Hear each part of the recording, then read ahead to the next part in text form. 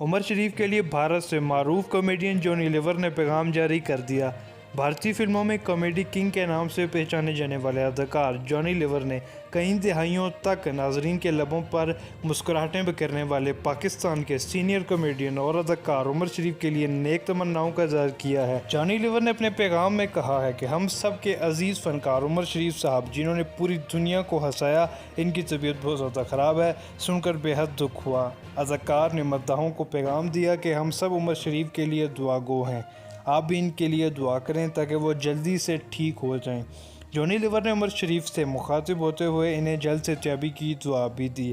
خیال رہے کہ عمر شریف کی طبیعت گزشتہ کچھ عرصے سے ناساز ہے۔ ان کے بیٹے جواد عمر کے مطابق عمر شریف دل کے عارضے میں مبتلا ہیں، جن کا علاج جاری ہے۔ اس کے علاوہ کل وفاقی وزیر فواد چودھری اور گورنر سندھ عمران اسماعیل نے عمران خان کے کہنے پر عمر شریف کی عیادت کی اور پریس کانفرنس میں یقین دلایا کہ ان کے علاج میں کسی قسم کی کوئی کمی نہیں ہوگی۔ دوستو، آپ سبھی کو جونی لیور کا بہت بہت پیار اور سلام۔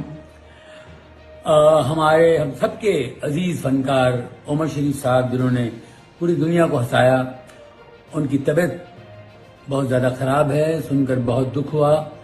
ہم سب دعا کر رہے ہیں، آپ بھی دعا کریں تاکہ وہ جلدی سے ٹھیک ہو جائیں۔